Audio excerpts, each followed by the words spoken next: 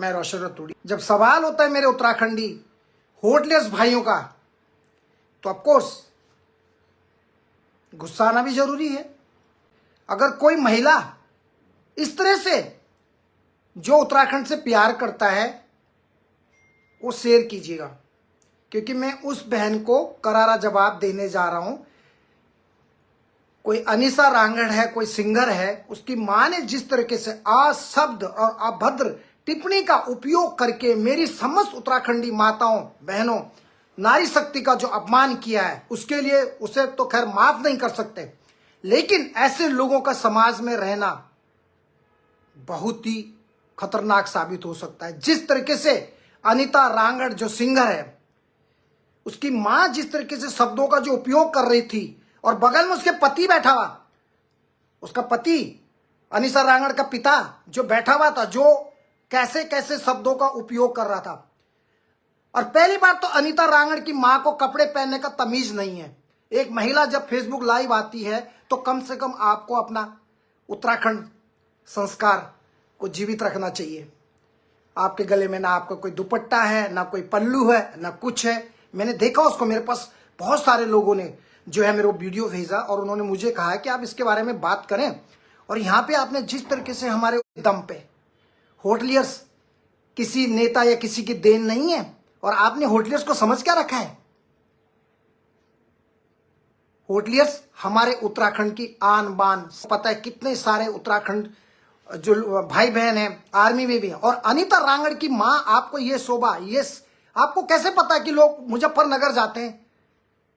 क्या आप ब्रोकर से, क्या आप दलाल हैं? आपको कैसे पता कि वहां पर लेडीज जाती है मुजफ्फरनगर में? मैं आपसे जवाब जानना चाहता हूं। आपने कहा कि मेरे पास सबकी लिस्ट है, क्यों आप धंधा करती हैं?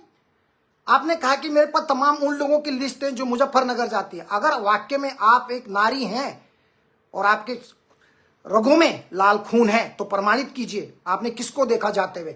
आपको पता है हमारी उत्तराखंड की माताएं बहनें इतनी सक्षम हैं, जिनके सहयोग से उनके पति विदेशों में जो है नाम कमाते हैं। हमारे उत्तराखंड को ऊंचाई पे ले जाने के लिए, ऊंचाई पर पहुंचाने में मेरे उत्तराखंड के होटलेस भाइयों का भी बहुत बड़ा योगदान है।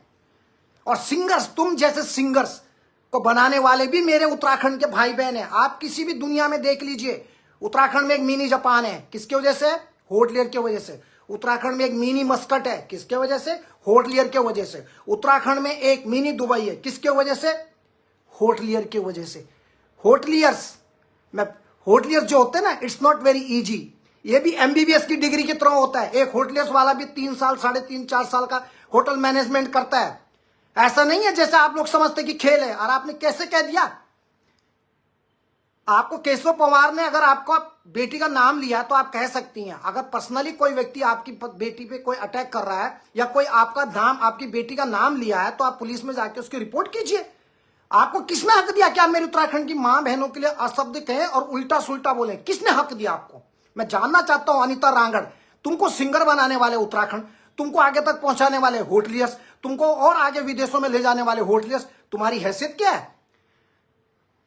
आपको किसने बोला? आपने मेरे उत्तराखंड की माताओं बहनों पे जो उंगलियां उठाई, क्या यह सही है?